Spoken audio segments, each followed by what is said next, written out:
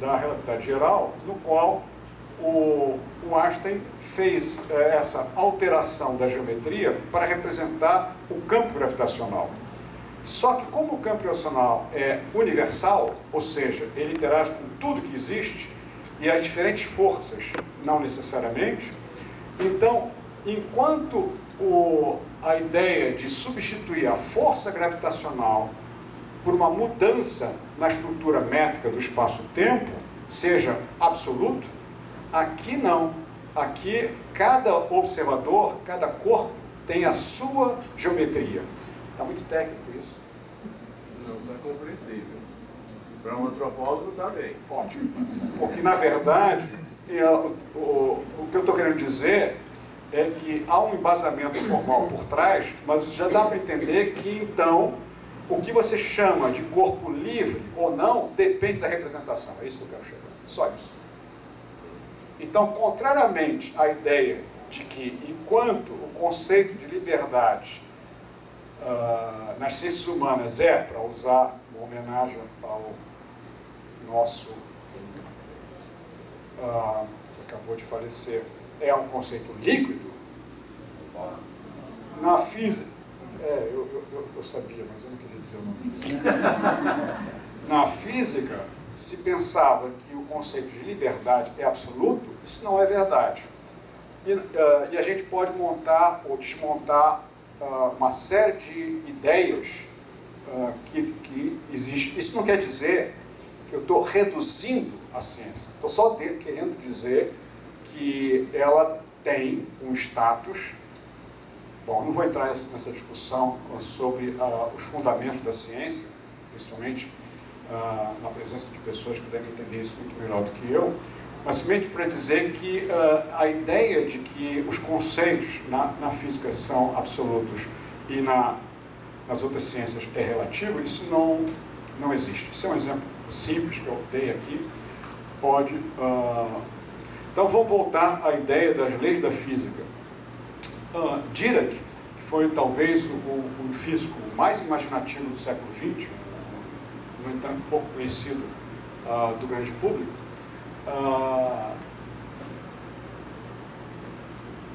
ele teve uma ideia fantástica lá em 1937 de que é possível que as leis da física, ele falava só sobre o eletromagnetismo, mas depois foi generalizado, a gravitação, na verdade, variavam com o tempo.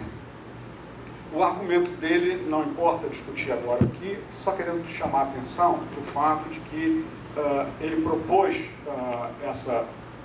essa sugestão, mas como foi uma sugestão muito localizada, ela deixou realmente, foi deixada de lado, e só em 1960 foi retomada por outras pessoas, e para evitar a dificuldade de que as leis da física deveriam variar, se procedeu de uma maneira muito sofisticada e interessante, argumentando da seguinte maneira: não. O que aconteceu foi que...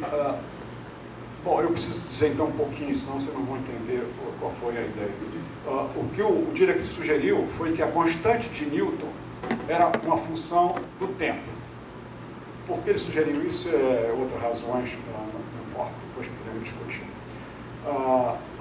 Se isso fosse verdade, então isso teria consequências muito grandes, até mesmo na formação de estruturas, estrelas, galáxias, essas coisas todas. Muito bem. Mas aqui aparece um problema de que esse tempo daqui era um tempo absoluto, quase newtoniano. Então, essa ideia do Dirac foi generalizada de que ele devia depender não só do tempo, mas do espaço-tempo. Essa ideia foi razoável, porque lá em 1937 já estávamos perfeitamente bem entrosados no espírito da relatividade especial, que significava que a estrutura tempo-espaço, na verdade, constitui uma unidade, e se eu posso separar espaço de tempo, é uma questão simplesmente de escolha particular de representação que eu faço do mundo. Então, a ideia do Dirac deve ter sido generalizada para a constante de Newton é uma constante que varia do tempo. Eu me sinto desconfortável estar falando tão tecnicamente, mas se eu não falar isso, eu acho que vocês não vão achar, bom, teve um maluco lá que disse que as leis de física variam. E eu quero tentar mostrar que, embora seja uma loucura realmente, há um embasamento formal, teórico, que nós estamos discutindo, nós e uma comunidade, discutindo já há alguns anos. Então, a partir dessa ideia, o que foi feito foi uma mudança na própria teoria da gravitação. Ou seja, para impedir que as leis da física variassem, o que fez foi uma alteração na relatividade geral, somando alguma coisa adicional, de tal maneira que a ideia do Newton pudesse ser transformada, nada mais nada menos que uma extensão da teoria da gravitação vigente. Só isso. Ou seja, não há variação das leis, o que há é simplesmente que nós deixamos de lado uma parte substancial, ou não, do que é a representação da força gravitacional. Então isso salvou. O Sakharov, a história foi totalmente diferente, e aí a história ficou muito mais complicada. Para isso, a gente tem que ver duas coisas. Primeiro, do que nós somos formados? Nós somos formados de elementos químicos. Né? Esses elementos químicos, de onde vieram? Bom, a maior parte dos elementos químicos vem das estrelas, mas a parte mais fundamental, que são os elementos leves, como hidrogênio, hélio e esse pessoal todo, lá do começo, esses elementos químicos são formados no momento de extrema condensação do universo.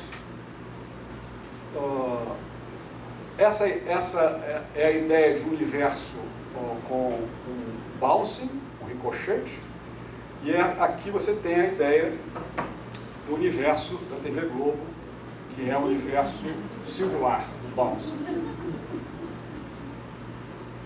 Deixa eu só dizer que a ideia de um bouncing, de um universo singular, já há 40 anos atrás, eu apresentava as razões pelas quais aceitar que o universo tivesse uma singularidade era um suicídio da razão científica. Explico por quê. Esse ponto, supondo que tenha existido esse ponto, nós estamos aqui há alguns poucos bilhões de anos depois. Esse ponto é um ponto que vai dar origem, já já a gente vai falar sobre isso, a tudo que existe depois. Ou seja, toda a sequência da evolução do universo, inclusive a presença de carbono nas estrelas, a expulsão do carbono das estrelas, a formação de vida, etc., etc., tudo isso vai depender desse ponto. Ora, se esse ponto não pode ser racionalmente interpretado, explicado, é porque o universo inteiro provém de um momento irracional. E aí a ciência sai de jogo. É um suicídio científico. Você pode dizer, mas por que os físicos, que não são nada bobos nem ingênuos, nem são menos espertos do que você, aceitaram isso? E eu posso explicar perfeitamente bem quando eu já dei essa imagem para você há algum tempo. Eu fui dar uma palestra para velhinhos, bom, hoje em dia eu também estaria lá assistindo, mas lá em Lyon. Naquela época eu não era velhinho, mas isso. E aí, no caminho para ir, o professor que tinha me convidado, que era o diretor do Centro de Física Nuclear, o professor Elbas, ele disse para mim, Novello, eu sei que você tem essas ideias um pouco usuais sobre o Big Bang, mas veja você, a imprensa aqui na França, lá era Villeurbanne, é uma cidadezinha onde fica a Universidade de Lyon. Aqui na França, como praticamente em todo o mundo, então, os velhinhos, as pessoas sabem que o universo começou do Big Bang. Então, se você começar a dizer isso, vai ser um problema. Então, eu entendi naquele momento qual era o problema. O problema era o problema da mídia. Por quê? Se você disser que o universo começa aqui, está todo mundo contente. Legal, começou de 10 e pouco bilhões de anos. Mas se você começa a explicar, olha, o universo não começou, aí você tem que dizer, como então, o que aconteceu? Aí você diz, não, o que aconteceu foi que o universo veio de um processo de instabilidade do vácuo, colapsou, atingiu um valor mínimo e começou a fase atual de expansão. Aí começa a confusão do diabo. Por que o universo, então, colapsou, por que parou de colapsar? Então, entra em questões técnicas que são mais difíceis de entender do que essa daqui. Então, essa é muito fácil. O universo começou há um pouco grande. Então, eu imagino, que até mesmo o Weinberg, que é um físico do Prêmio Nobel, que foi o principal responsável para popularizar a ideia do Big Bang, embora ele não seja da área, ele é um físico de partículas, Prêmio Nobel em partículas, ele escreveu um livro chamado Os 3 Primeiros Minutos.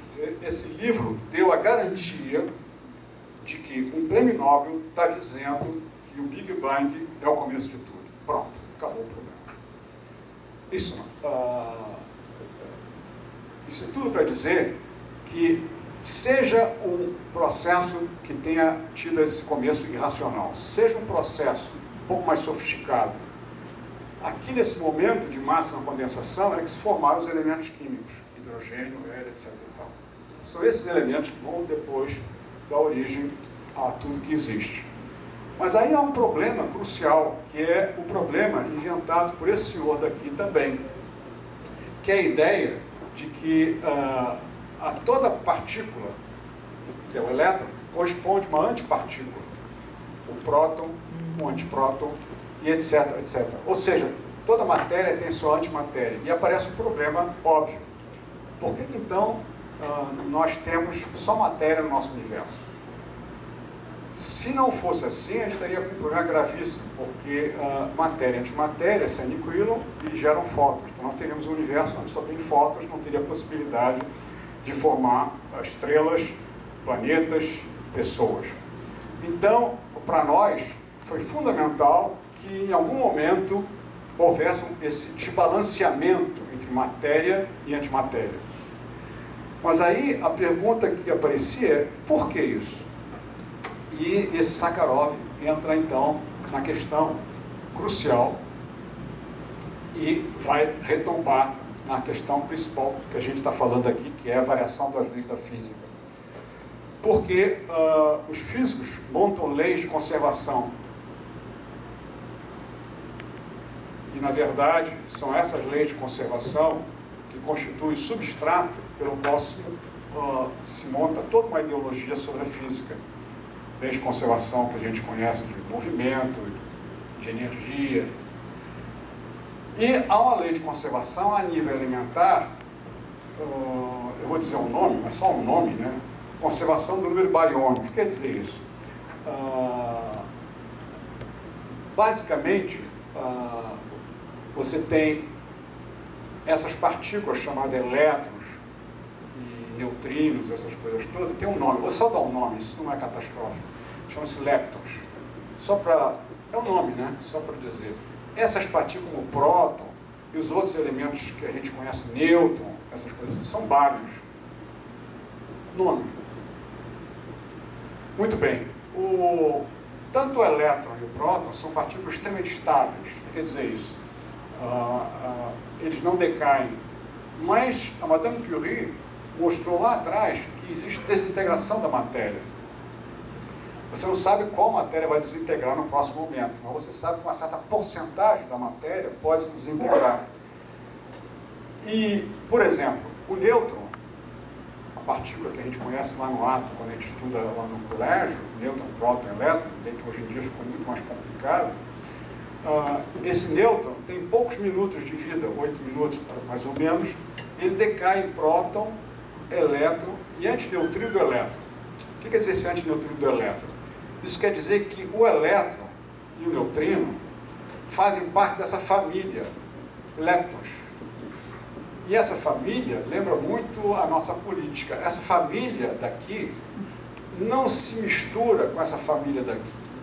Ou seja, quando você tem um nêutron que decai, se desintegra, o número de bárions que tem aqui tem que ser igual ao número de bárions que tem depois da desintegração.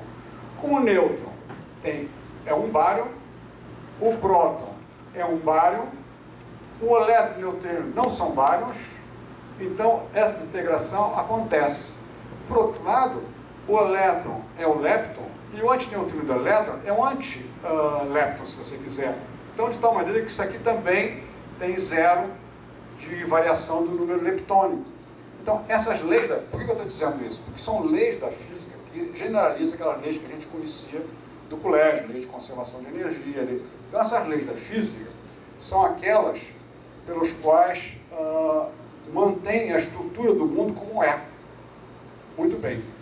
Só que o Sakharov diz o seguinte, olha, essa lei da física, da conservação do número bariônico feita na Terra, que não há nenhum exemplo de ser violada, ela não é válida no universo inteiro. Catástrofe. Como é possível isso? Não vou entrar nos detalhes. O Sakharov, lá naqueles anos 60, mostrou o que seria necessário para montar... Quanto tempo eu tenho ainda? Não, à vontade não. Meia hora. Ainda meia hora? Quanto tempo eu falei? Meia hora. 40 minutos. O Sakharov diz, eu já perdi mais da metade do meu pessoal, imagino eu, né? Porque está um pouco técnico, mas, de novo, eu insisto nisso. Se eu não montar um cenário daqui, mostrando que há um embasamento formal, teórico, que não está na TV Globo, vocês não vão acreditar. E há verdades fora da TV Globo, podem crer nisso. Podem crer nisso. Muito bem. Em suma, então, o Sakharov diz, as leis da física não são eternas e pétreas. Algum momento, e o Sakharov deu um cenário que nesse momento daqui, por que ele escolheu esse momento? É uma questão técnica, não importa discutir. Mas as leis da física não são leis cósmicas. Então ele fez uma distinção entre leis físicas, que eu estou referindo aqui a terrestre, ou seja, são as leis que a gente descobre aqui na Terra e generaliza para todo o universo, das leis cósmicas. A maior parte delas coincide. Muitas leis da física terrestre são válidas no universo. Eu já dei dois exemplos, e exemplos cruciais aqui, mas não é a verdade. Causalidade e leis de conservação do número bariônico. Só isso já acende uma luz do diabo, porque são leis que violam, que mudam a estrutura temporal, causal do mundo, e muda a estrutura da formação da estrutura do universo. Catastrófico. Então, na verdade,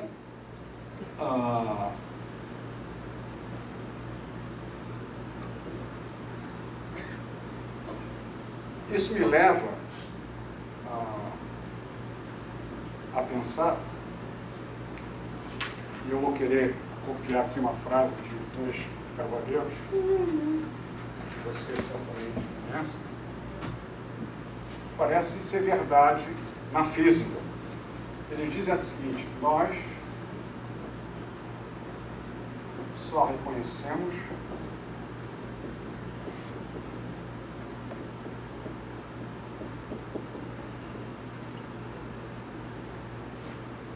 uma só lei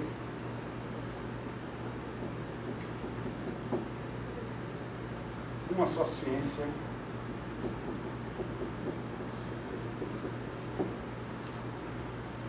os pontos, a ciência da história.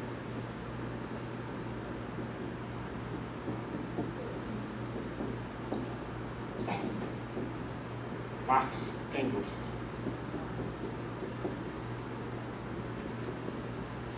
Então, dá a impressão, os físicos, obviamente, nunca ligaram para essa frase, essa butada, na verdade, dos filósofos Marx e Engels, porque os físicos sempre imaginaram que eles se referiam às ciências da natureza, às ciências humanas, não às ciências da natureza. Mas, na verdade, do que eu estou tentando mostrar para vocês, essa sentença vai muito além de uma simples sentença sobre o conhecimento humano, vai além do conhecimento eventual do mundo que a gente vive. Esses exemplos que eu dei, dois exemplos ou três, mostram que, na verdade, há uma historicidade por trás.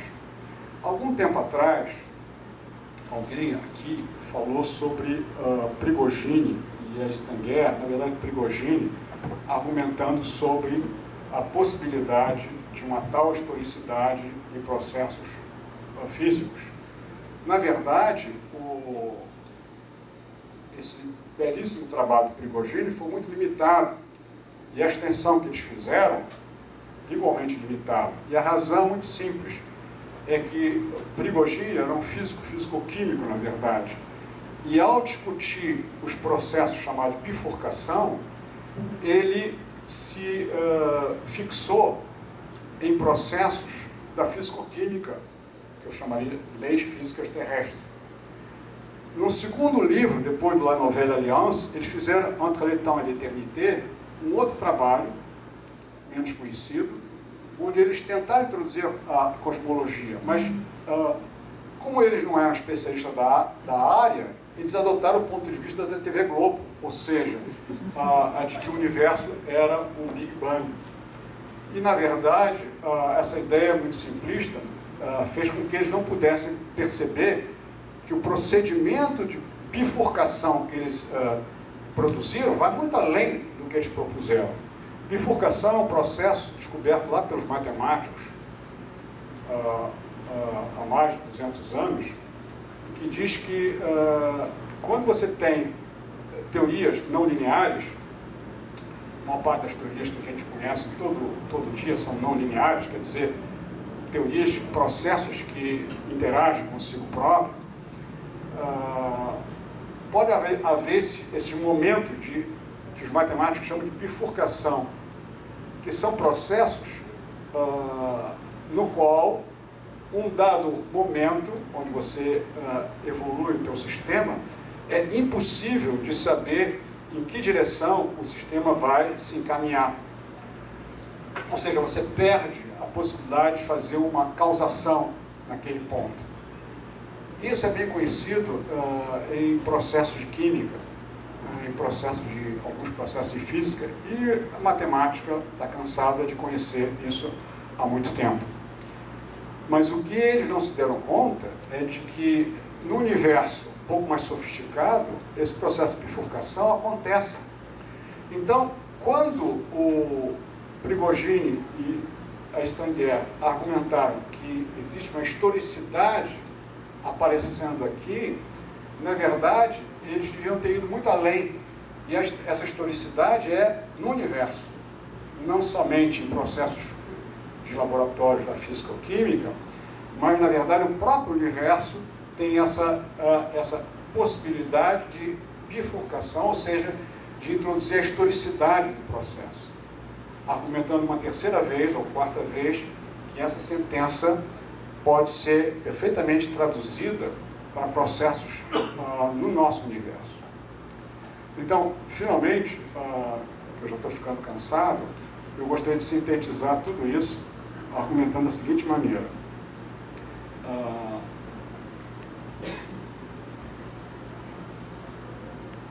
Há um processo de discussão que está, de uma certa maneira, pondo em xeque a ideia lá do século XVI sobre o progresso científico, sobre a ciência.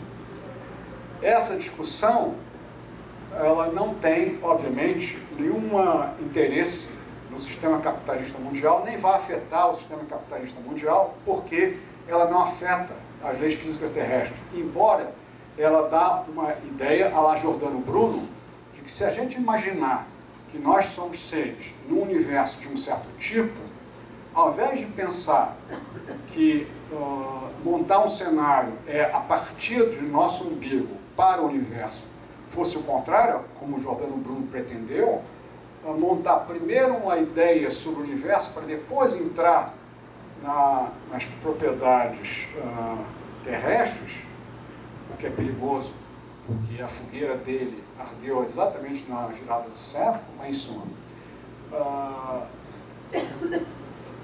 passa a ser importante toda essa discussão. Ou seja, essa discussão só tem importância se você está interessado em um conhecimento que não é mais um conhecimento técnico específico, ou seja, para a produção, seja das máquinas de guerra do Gell-Mann, seja das máquinas industriais, ou coisa parecida, mas simplesmente por uma questão simples, curiosidade. Por que o universo é assim? Só por isso. Isso, obviamente, não dá ganha-pão para ninguém. Isso não dá, obviamente, um procedimento de afetar a sociedade. Mas pode ser que isso mexa com a ideia mental que nós temos além da nossa Terra, além do nosso sistema solar, de pensar o universo como um processo. E aí, então, nós teríamos que examinar a verdade. Há uma lei de orquestração da variação dessas leis? Há, na verdade, uma interpretação teleológica disso? O universo caminha para algum lugar? Os físicos estão montando um cenário, aí é muito mais sofisticado, eu não posso falar sobre ele porque é técnico demais, se alguém quiser depois posso comentar, envolvendo o modo pelo qual essas leis variam. Isso tentaria, uma recuperação acho que eu já paguei, a la Dirac, de modificação das variações das leis, de tal maneira que você produz uma superestrutura em cima disso, e aí então a variação das leis não é mais entendida como variação das leis, ela é entendida como sendo um processo que estava escondido, como aquele processo da ideia do Dirac, que estava escondido e que a gente não tinha tido acesso ainda. Isso é uma tentativa de recuperação de um processo convencional, científico, de elaboração das leis e da estrutura das leis na física. Esse processo é racional e eu acho que ele deve ser certamente entendido como sendo o processo pelo qual os físicos estão se encaminhando para essa solução. Obviamente, há outros procedimentos que vocês podem imaginar que não se inserem nesse cenário. Esses outros procedimentos teriam que rediscutir qual é, afinal de contas, o que a gente chama de lei da natureza. O que é uma lei da natureza? Acho que é um bom momento de parar aqui.